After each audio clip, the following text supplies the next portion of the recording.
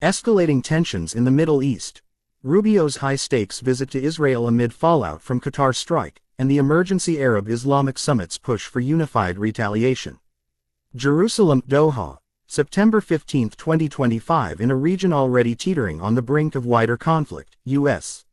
Secretary of State Marco Rubio's arrival in Israel on Sunday marked a pivotal moment of diplomatic maneuvering and unwavering alliance amid Israel's intensifying military operations in Gaza and the controversial airstrike on Hamas leaders in Qatar. Rubio's visit, which included a symbolic stop at Jerusalem's western wall alongside Israeli Prime Minister Benjamin Netanyahu, underscored Washington's unwavering support for Israel, even as global condemnation mounts over what many see as Israel's reckless expansion of its military footprint beyond its borders.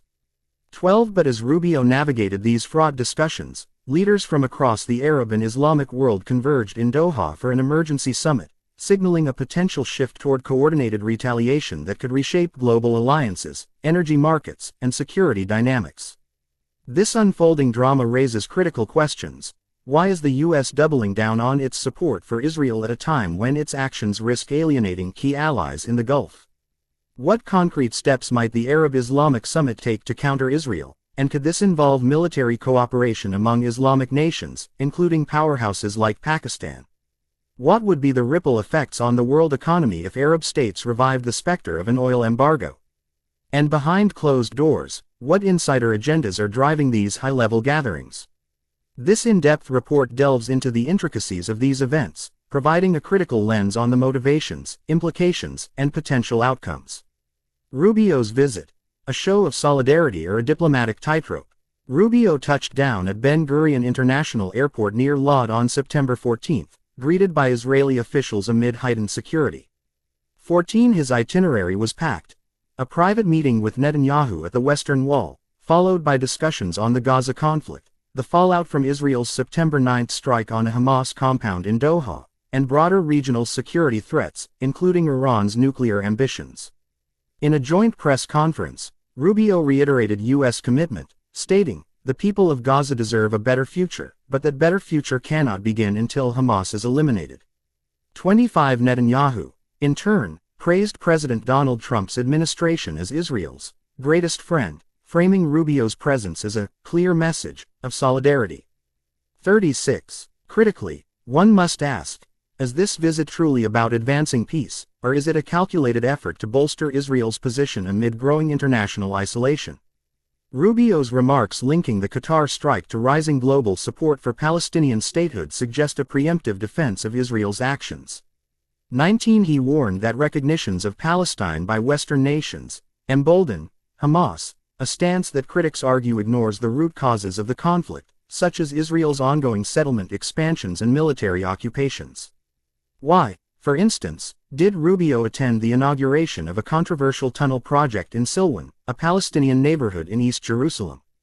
This move, which routes religious tourists under Palestinian areas to holy sites, has been decried as a provocation that undermines Palestinian claims to the city. Analysts question whether U.S. endorsement of such projects signals tacit approval for annexation plans in the West Bank, as leaked reports from Rubio's meetings indicate discussions on this very topic. Another pressing query. How does Rubio reconcile U.S. displeasure over the Qatar strike, described by Washington as a unilateral escalation, with continued military aid to Israel? The attack, which killed senior Hamas figures but also caused civilian casualties in Doha, disrupted ceasefire negotiations where Qatar played a mediating role. President Trump reportedly expressed frustration over the lack of prior notice, yet Rubio's visit proceeded without apparent conditions. Critics, including regional experts, argue this highlights a double standard. The U.S. condemns violations of sovereignty when perpetrated by adversaries like Iran but offers muted criticism when allies like Israel are involved. Furthermore, with Israeli strikes intensifying in northern Gaza, flattening buildings and claiming at least 13 lives on the day of Rubio's arrival, what assurances did he seek regarding civilian protections? Netanyahu's refusal to rule out further strikes in foreign countries raises the specter of broader regional war, yet Rubio's public statements focused more on eradicating Hamas than de-escalation. From a broader perspective, Rubio's trip feels like a solidarity visit, at a time when Israel faces unprecedented scrutiny. 24. With tensions escalating after the Doha incident, questions abound about U.S. strategy. Is Washington preparing for a potential confrontation with Iran, as Netanyahu alluded to Trump's bold leadership in striking Tehran's nuclear sites? 27. Or is this a bid to contain fallout from the Abraham Accords, which have survived the Gaza war but now face strain from Arab publics outraged by Israel's actions? 66. Critically, Rubio's planned follow-up visit to Qatar on September 16 suggests an attempt to mend fences, but skeptics wonder if it's too little, too late. 23. The Emergency Arab Islamic Summit, from rhetoric to retaliation. As Rubio conferred in Jerusalem, the spotlight shifted to Doha, where Qatar hosted an extraordinary joint summit of the Arab League and the Organization of Islamic Cooperation, OIC, on September 15. Zero convened in response to Israel's airstrike on Qatari soil, the first such attack on a Gulf state. The gathering drew heads of state and representatives from over 50 nations, including key players like Saudi Arabia, Turkey, Iran, Egypt, and Pakistan. 7. Qatar's prime minister urged a unified front, framing the strike as a violation of sovereignty that threatens the entire region. 2. The summit's agenda, according to insider sources, extends beyond condemnation of the Doha attack to address the broader Israeli-Palestinian conflict, including Gaza's humanitarian crisis and Israel's alleged expansionist mentality. 42. Critical questions here. What tangible actions will emerge? Past summits, like the 2023 Riyadh meeting, produced resolutions but little enforcement. This time, however, the direct assault on Qatar, a U.S. ally and host to American military bases, has galvanized attendees. Turkish Foreign Minister Hakan Fidan highlighted ongoing contacts with Israel's neighbors to counter Israeli expansionism, emphasizing not just Palestine but the weakening of regional states. 43. Inside the summit halls, discussions reportedly focused on three pillars: diplomatic isolation of Israel, economic pressure, and military coordination. Egyptian officials held pre-summit talks with Iraqi counterparts, signaling efforts to bridge Arab divides. 54. Turkish President Recep Tayyip Erdogan, upon arrival, positioned Turkey as a counterbalance, advocating for a united stance.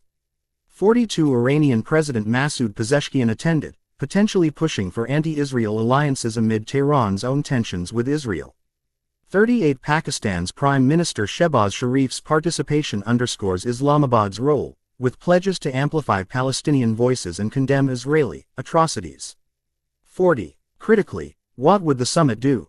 Draft resolutions may call for suspending normalization with Israel, as warned by Reuters sources, threatening the Abraham Accords. 4. More radically, talks of a unified Islamic response could involve activating OIC military mechanisms, such as a joint task force. Pakistan, with its nuclear capabilities and battle-hardened army, could play a pivotal role in any cooperative retaliation, perhaps providing training, intelligence, or even troops for peacekeeping or defensive operations in Gaza. Insiders reveal debates on forming an Islamic World Army, drawing on past proposals for OIC-led forces to protect Muslim holy sites and counter aggression. 6. But skepticism abounds. Historical divisions between Sunni Arab states and Shia Iran, or between moderates like the UAE and hardliners like Turkey, could dilute outcomes. One attendee anonymously noted, "This isn't just rhetoric. Qatar's attack has crossed a red line, but unity is fragile." Retaliation through Islamic cooperation, a hypothetical escalation involving Pakistan. If the summit yields concrete retaliation, cooperation with an Islamic World Army could mark a seismic shift. Envision a coalition modeled after NATO but rooted in OIC frameworks, where Pakistan contributes its elite special forces and nuclear deterrence to deter Israeli advances. Joint exercises with Turkish drones, Saudi funding, and Egyptian logistics could target Israeli supply lines or enforce no-fly zones over Gaza. Critically, why include Pakistan? Its military prowess and strategic location make it a linchpin. Sharif's Doha pledges suggest readiness to deploy assets if framed as humanitarian defense. 58. Effects on the world would be profound. Geopolitically, this could fracture U.S. alliances, forcing Washington to choose between Israel and Gulf partners hosting American bases. Economically, Heightened tensions might spike oil prices, as seen in recent Iran-Israel escalations where Brent crude surged. 69 Security-wise, a broader conflict risks drawing in superpowers, with Russia or China backing anti-Israel factions. The oil blockade scenario, echoes of 1973 and global repercussions. A key, what if, from the summit. What if Arab states block oil exports to Israel and its supporters, reviving the 1973 embargo? 63 Insider discussions in Doha reportedly broached this, with Saudi Arabia's past reluctance noted but current outrage potentially overriding it. 68 Targeting the US, Europe, and other pro-Israel nations could have supplies, driving prices above $150 per barrel. For the world, this spells chaos. Inflation surges, stock markets plummet, and recessions loom. 62 Europe, reliant on Middle Eastern oil despite diversification, faces energy shortages, exacerbating winter crises and political instability. The US, more self-sufficient, still grapples with higher gas prices and supply chain disruptions. Critically, why now? The Doha strike provides justification, but OPEC's heterogeneity, non-Arab members like Venezuela, might resist. 64 Yet, if enacted, it could force negotiations, pressuring Israel to halt operations. Broader implications and the path forward. As Rubio departs Israel and the Doha summit concludes, the Middle East stands at a crossroads. Critical analysis reveals a pattern. U.S. support enables Israeli boldness, while Arab Islamic unity, though nascent, could counter it through diplomatic, economic, and military means. The inside story. Power plays abound. Qatar seeks vengeance, Turkey regional influence, Iran anti-Israel leverage. Effects ripple globally. From energy shocks to realigned alliances, the stakes are immense. In this volatile narrative, one question lingers: will dialogue prevail, or will retaliation ignite a wider war? The world watches, breath held, as these events unfold.